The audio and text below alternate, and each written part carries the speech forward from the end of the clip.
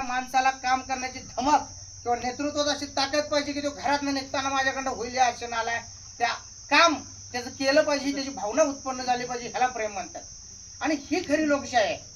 आज सांगली जिल्ह्यात दादांना शेवटपर्यंत वाटत होतं मी एवढा निष्ठावंत आहे, मी प्रामाणिक आहे, माझ्यावर अन्याय होणार नाही, मला न्याय मिळेल.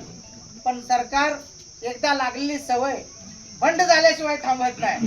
कारण प्रत्येकाला वाटतंय की मी करायला बरोबर आहे, पण ज्यावेळी सहकारी फुटतात, सहकारी विरोधात जातात, त्यावेळी निश्चित ओळखायचं की त्या माणसाचा निर्णय चुकलेला आहे आणि तो चुकीचाच असू शकतो.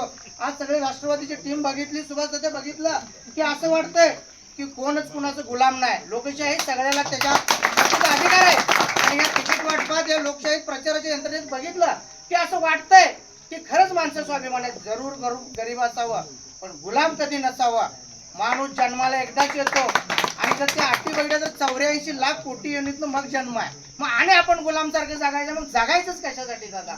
आणि तुमची शेवटच्या दिवसापर्यंत मला वाटत होतं नाना पटोले आले, आम्ही लाईव्ह बघतोय, आम्ही तुमच्या संपर्कात नसतोय, पण सारखं दुखदुख वाढत होते. दादा कुठल्या तर निर्णयानं माघार घेतात का काय, कोण तर सांगते म्हणून घेतात का काय, कुठल्या आमिषाला बळी पडतात का काय. पण ज्यावेळी तुम्ही लढायचा निर्णय घेतला त्यावेळी मला असं वाटलं निवडणुकीत हार जीत काय होऊ दे, पण स्वाभिमानाने जे तुम्ही उभा राहिलाय ना, आज जी कार्यकर्ते आहेत ही मरूपर्यंत तुमच्यावर प्रेम करणारी माणसं तयार झाली. विकास आघाडीतले सरकारांच्या बरोबरचे आहे. आज सरकार सत्तेत नाही पण सरकारनं बोलवल्यावर आजही पूर्व भागात असंख्य कार्यकर्ते गोळा होतात. याचं जी जालीम उदाहरण आहे, सरकारकडे एकच आहे, स्वाभिमान शिकवणं.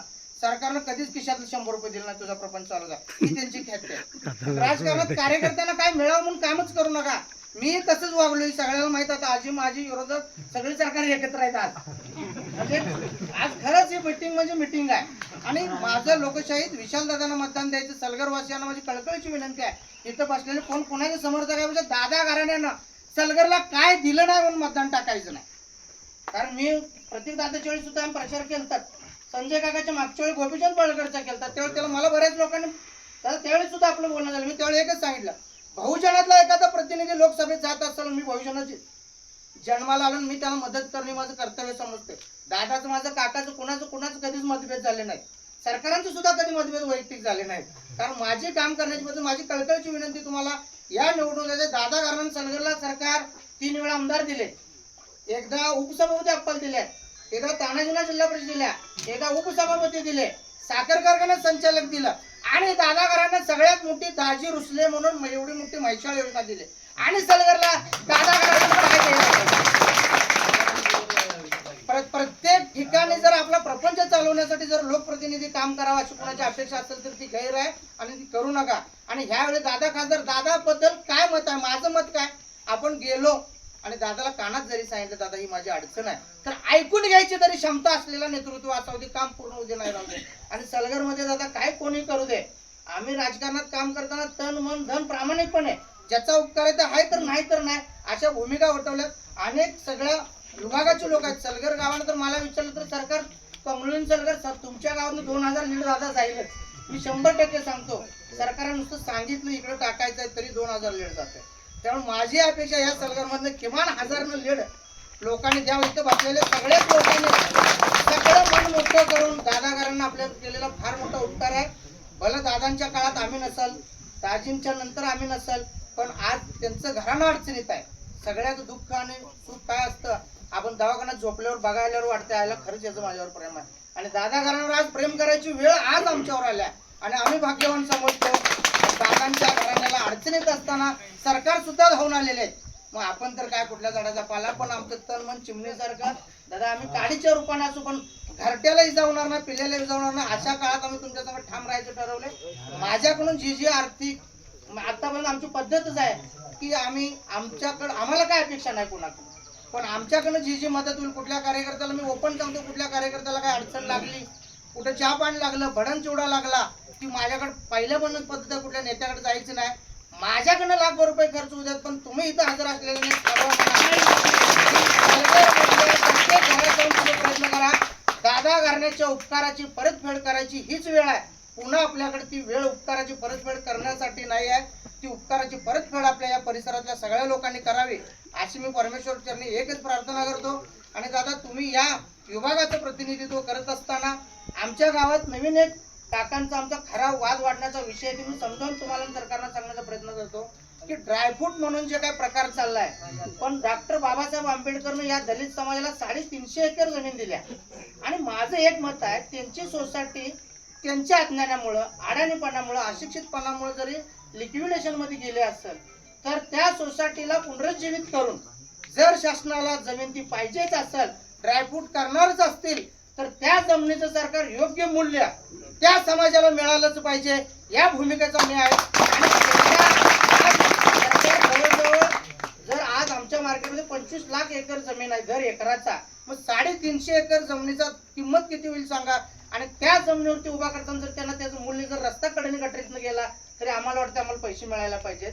मग ज्या लोकांना बाबासाहेबांनी माणसाला माणूस म्हणून शिकवलं, जन्माला आले, त्या लोकांच्यावर अन्याय होत असेल आणि त्यावेळी जर आम्ही माघार घेत असेल, लोक नवीन उपोषणाला बसलेली मुलं सरकार काय रक्त तोंडातलं बाहेर पडलं, अशी वेळ कुठल्या तर लोकांच्यावर लोकशाही येत असेल तर ह्याच्यापेक्षा वेगळं वाईट काय नाही.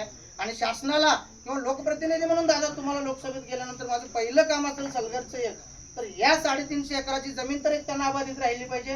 नसेल त्याचं व्हॅल्युएशन मूल्य दरानं आज राज्य लेवलला जे रस्ते चालू आहेत त्या दरानं त्यांचं मूल्य मोजून त्यांचं कुठं ना कुठं पुनर्वसन तेवढ्या जमिनीत व्हायला पाहिजे, एवढी मी तुम्हाला कळकळीची विनंती उमेदवार म्हणून आणि सलगराच्या तमाम सर्व समाज बांधवांनी आपल्याच नाही आपल्या एका जरी बांधवावर अन्याय होत असेल तर आपण सगळ्यांनी मिळून त्याच्या पाठीशी ठाम उभं राहिलं पाहिजे, ती भूमिका घेतली पाहिजे. मी मागाच सांगितलंय 84 लाख कोटी गणितनं जन्म म्हणजे पुन्हा आहे का नाही माहीतच नाही. मग आहे तर स्वाभिमानाने जगूया.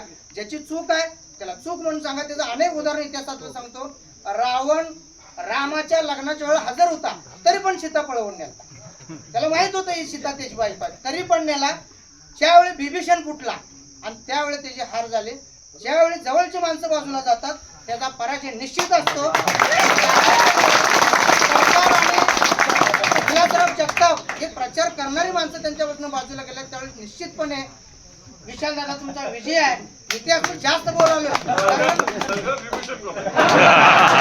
कारण त्याचं असं आहे की खरोखर सत्य बाजूला विभीषण विरोधात का गेला त्यावेळच्या प्रश्नाचं उत्तर असं आहे, ज्यावेळी निरापराध जनता मरायला लागली रामाच्या आणि रावणाच्या युद्धात, ज्यांचा काय दोष नव्हता, ज्यांना सीता माहित नव्हती, रावण माहित नव्हता, त्यांची लढतर माहित नव्हती, लगीन माहित नव्हतं आणि ज्यावेळी निरापराध मारा लागले त्यावेळी बिभीषणचा स्वाभिमान जागा झाला आणि म्हणला मी यावेळी थांबलो तर निरापराध लोक मरतील, म्हणून त्यानं रामाची बाजू घेतली, बाजूच रामाची सत्य होती. तशी दादा आज तुमच्याकडे सगळ्या पार्टीचे लोक काम करायला लागले त्याचे कारण तुमची बाजू सत्य आहे. 90 मोडून आपलं काय तर सुकान लावायचं कोण बघत असेल तर सामान्य जनता थांबणार नाही. आणि आम्ही तुमच्या संग जर आज पुढची मुडकी दिसत असले तर नजर थांबत नाही. एवढ्या जिल्ह्यातील लोक तुमच्या पाठीच्या वेगवेगळे लोक आहेत, विजय पराजय काय असू दे पण तुमच्यावर प्रेम करणारी माणसं या रूपाने तुमच्यापाशी भेटली. बऱ्याच लोकांनी जवळची नाती तोडून यात आल्यात, बरोबर का पाटील मॅडम साहेब. आमच्या राष्ट्रवादीचे तर असं वाटत होतं की कोण कोणावर, पण सगळे तुमच्या समोर ठाम राहिलेले आहेत. त्यानंतर सरकारचे लोक सगळे ठाम राहिलेले आहेत, गोरगरीब दीनदलित तुमच्या संग राहिलेले आहेत. आमची कळकळीची विनंती आहे सगळ्यांना हजर असणाऱ्यांना कोण कुणाचा याच्यापेक्षा ह्यावेळी विशालदादाच खासदार झाला पाहिजे, आपला माणूस खासदार झाला पाहिजे, आपल्या तालुक्याचा जिल्ह्याचा खासदार झाला पाहिजे ही भूमिका ठेवा. आणि जी भाजप सरकार आहे ना, भाजप सरकारनं 2 गोष्टी चुकीच्या